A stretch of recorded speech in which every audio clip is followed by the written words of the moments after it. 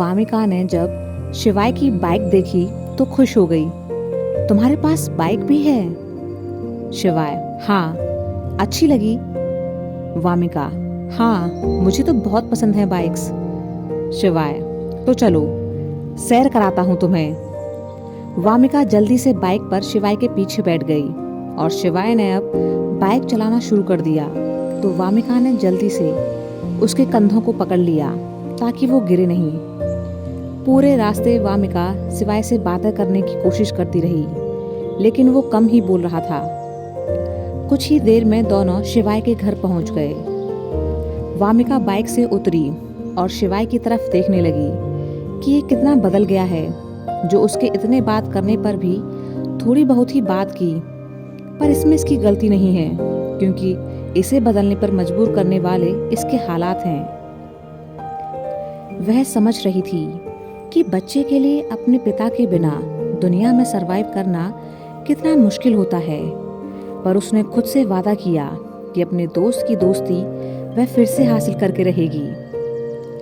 शिवाय ने उसे कहीं खोया हुआ सा देखा तो उसके कंधे को हल्के से थपथपाया। कहाँ खो गई? घर के अंदर नहीं चलना? यह सुन वामिका होश में आई। हाँ, चलना है ना। दोनों अब घर के अंदर गए तो शिवाय ने दुर्गा जी को आवाज दी। माँ, कहाँ हैं आप?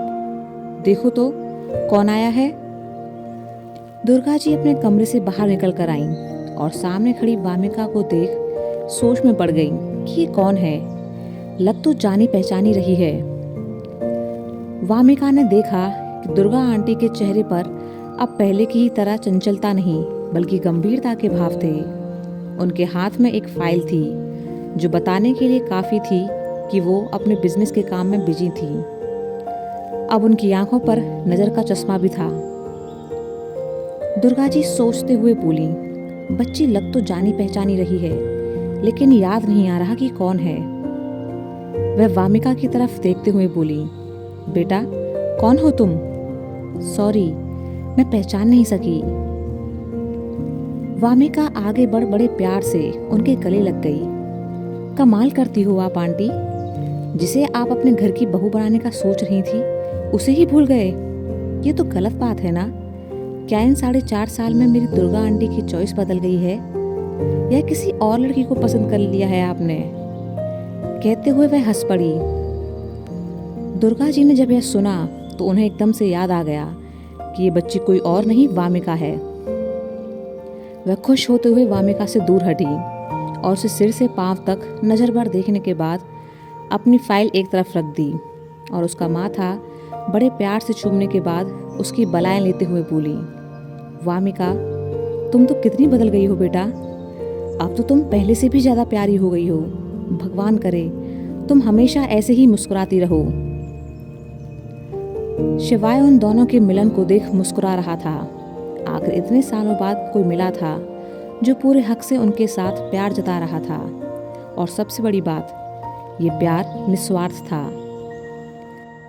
वामिका ने दुर्गा जी के हाथों को अपने हाथों में थाम लिया। शुक्र है कि आपने मुझे पहचान लिया, पर आपके बेटे ने ऐसा नहीं किया था। मैं तो इससे बहुत प्यार से मिली, लेकिन इसने शुरू में रूडली बिहेव किया। दुर्गा जी ने चौंक कर शिवाय की तरफ देखा। ये क्या बोल रही है? शिवाय, तो क्या करता माँ? ये तो पूरी क्लास के सामने ही अचानक से मेरे गले लग गई। वहाँ सभी लोग हमें देखने लगे थे। क्या सोचते वो हमारे बारे में? इसलिए मैंने इसे कहा कि इस तरह की हरकतें ना करे। अब हम बच्चे थोड़े ही रहे हैं कि जो जी में आए वही कर लें। दुर्गा जी ने वामिका की तरफ देखा। वैसे बात तो शिवाय सही कह रहा है। वामिका हैरान सी अपनी कमर पर हाथ रखकर बोली, आंटी, आप इसका साथ दे रहे हो?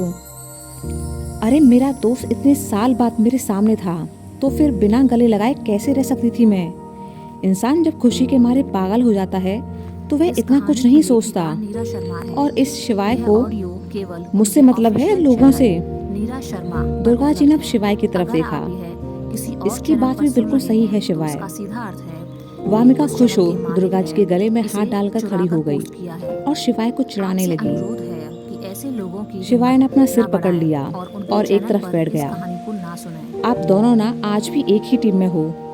मुझे लोगों से कोई फ़र्क नहीं पड़ता, पर मुझे ये भी पसंद नहीं कि कोई मेरे दोस्त को कुछ गलत बोले। यह सुनकर वामिका और दुर्गा जी मुस्कुरा दिए। वामिका, तुमको ना मेरे लिए ज़्यादा चिंता करने की ज़रूरत नहीं है। तुम्हें पता है कि मैं अपने लिए स्टैंड खुद ले सकती हूँ। अगर कोई मुझे कुछ भी उल्टा सीधा बोलेगा तो फिर मैं भी बिना जवाब दिए चुपचाप थोड़ी ही सुनूंगी। मुझे भी लोगों की बातों से कोई फ़र्क नहीं पड़ता। शिवाय, ठीक है, आगे से ध्यान रखूंगा। दुर्गा जी वामिका को लेकर एक तरफ बैठ गईं और मनोहर काका को उसके और शिवाय के लिए कुछ खाने को लाने के लिए कह दिया। मनोहर काका अभी भी उनके साथ रहते थे, पर अब किचन का ज़्यादातर काम वही संभालते थे, क्योंकि दुर्गा जी अब बिजनेस संभालने में व्यस्त रहती थी। वामिका ने आसपास देखा, टाइगर कहाँ है? यह सुन दुर्गा जी ने शिवाय की तरफ देखा, जो एकदम से उदास हो गया था। वामिका ने जब शिवाय की तरफ देखा तो उसे मायूस देख वो समझ गई कि टाइगर भी उन लोगों को छोड़कर जा चुका है। वह गंभीर स्वर में बोली, टाइगर भी चला गया, पर कब? अब शिवाय ने जवाब दिया, 2 महीने पहले। सिटिंग एरिया में अब शांति छा गई। कुछ देर बाद दुर्गा जी ने माहौल हल्का करने के लिए वामिका को छेड़ा। वैसे अगर तू कहे तो मैं तो अभी भी तेरी शादी शिवाय से करवा सकती हूँ। यह सुनकर वामिका हंस दी।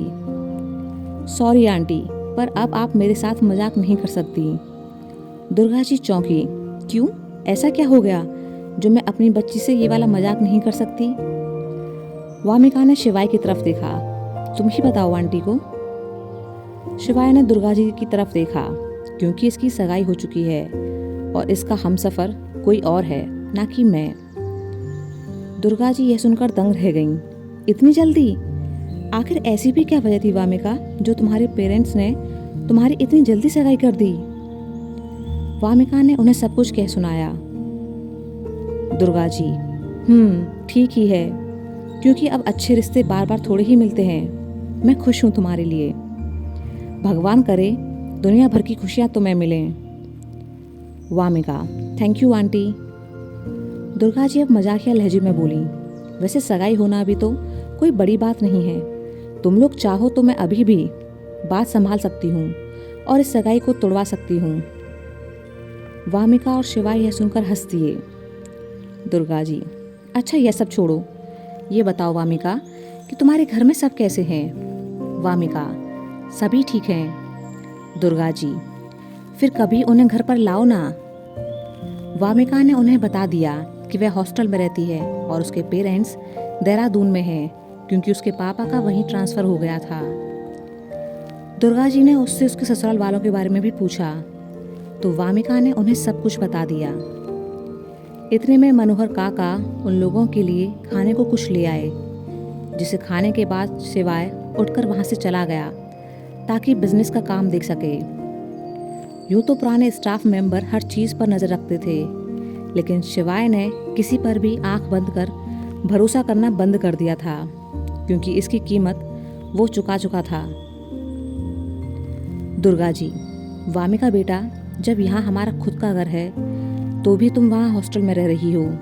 सच कहूँ, अगर तुम्हारी सगाई नहीं हुई होती तो तुम्हें यहाँ हमारे साथ ही रखती, जिससे मुझे भी कंपनी मिल जाती, अकेलापन बढ़ जाता। फिर शिवाय की पढ़ाई में भी तुम थोड़ी हेल्प कर दिया करती, क्योंकि वो काम भी देख रहा है।